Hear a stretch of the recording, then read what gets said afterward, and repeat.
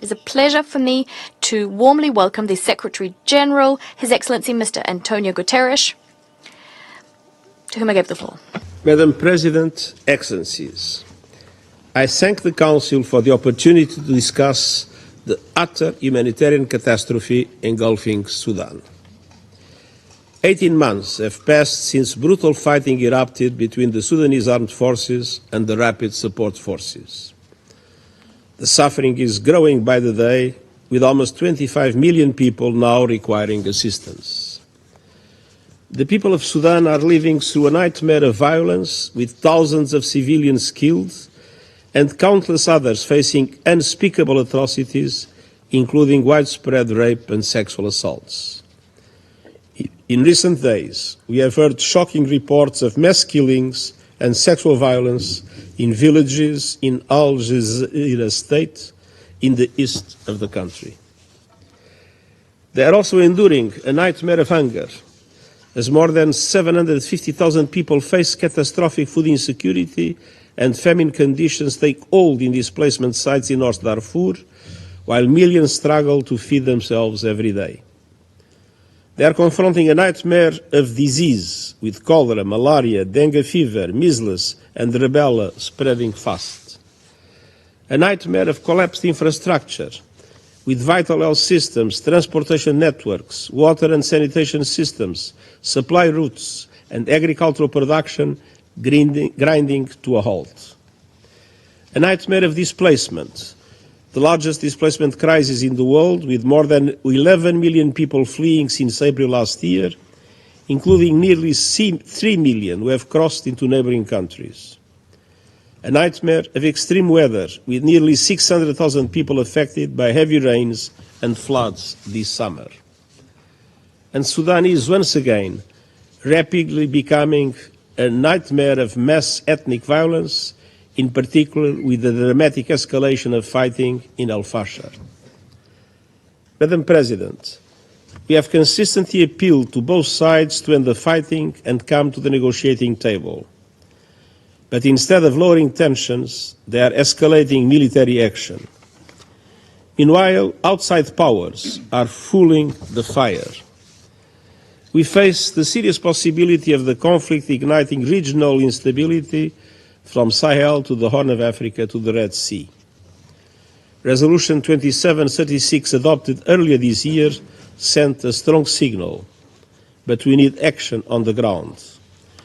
The resolution requested me to make recommendations to protect civilians in Sudan, which I submitted to this Council last week. Allow me to outline 3 key priorities. First, both sides must immediately agree to a cessation of hostilities. Such an agreement should be translated into local ceasefires and humanitarian pauses, creating new avenues of dialogue and laying the ground for a comprehensive ceasefire. At the same time, diplomatic efforts must be intensified to finally bring an end to the conflict, including support to implement the commitments in the Jeddah Declaration. My personal envoy, Ramtan Lamamra, is working around the clock with that objective. He convened the parties in Geneva to enhance humanitarian access and strengthening the protection of civilians in Sudan. And he supported the coordination of mediation initiatives in collaboration with regional partners, in particular the African Union's high-level panel. I urge the Council to continue to support these efforts and encourage effective engagement with regional partners like the African Union, the Intergovernmental Authority on Development, the League of Arab States, and other key ones. And I salute the efforts of the African Union and IGAD towards an inclusive Sudanese political dialogue, which would provide an important platform for civilians, including women, to speak out about the importance of ending the war and lend their voices towards a peaceful and democratic future. Which brings me to my second point: civilians must be protected. We need this Council's support to help protect civilians in line with human rights and international humanitarian law, including the parties' own commitments in the Jeddah Declaration. The parties to the conflict bear the primary responsibility to ensure the protection of civilians and come to the negotiating table. I am horrified by the rapid support forces' continued attacks against civilians in Al-Fashar and surrounding areas, which include displacement sites where famine conditions have been confirmed.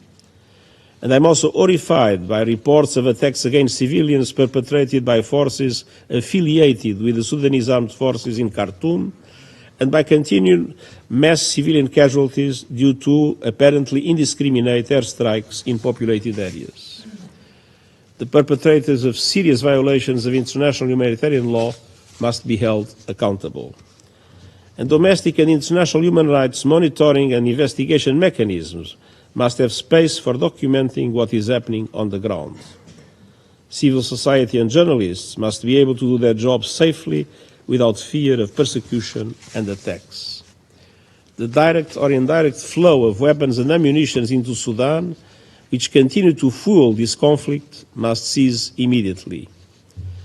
Diverse Sudanese voices, human rights organizations and others have called for stepped-up measures, including some form of impartial force to protect civilians. These calls are a reflection of the gravity and urgency of the situation facing civilians in the country. At present, the conditions do not exist for the successful deployment of United Nations force to protect civilians in Sudan. The Secretariat stands ready to engage with the Council and others on the range of operational mobilities that can meaningfully contribute to the reduction in violence and the protection of civilians. And this may require new approaches that are adapted to the challenging circumstances of the conflict. Third, humanitarian aid must flow. Despite ongoing access and funding challenges, the United Nations and its partners reached about 12 million people with humanitarian assistance between January and September of this year. Water, sanitation and shelter, healthcare, education, and emergency nutrition have been provided. Nevertheless, huge gaps remain. Many of those we've reached have been assisted just once. Some of the areas most in need remain completely cut off. Rapid, safe, and unfettered humanitarian access must be ensured through all necessary routes, cross-border and cross-line. The reopening of the Adre border crossing was an important step, and this border crossing must remain open.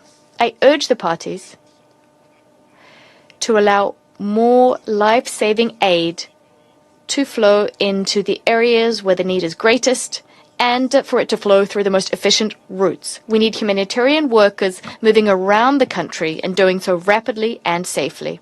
What we also need is funding. Our humanitarian funding appeal of $2.7 billion is only about 56% funded, and the coverage of the regional refugee response plan is even lower. I urge donors to step up with additional flexible funding.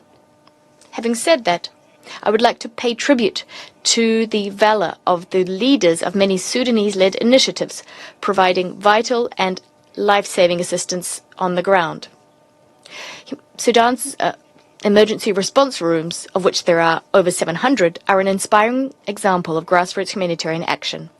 Through their work, humanitarians, men and women, are showing us another side of Sudan, the best of humanity in a country enduring the worst of it.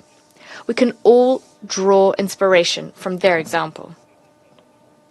Madam President, as I outlined in my report to this Council, it is time for action, for decisive action, for peace and for the people of Sudan. I thank you. I thank the Secretary General for his briefing. I now have the pleasure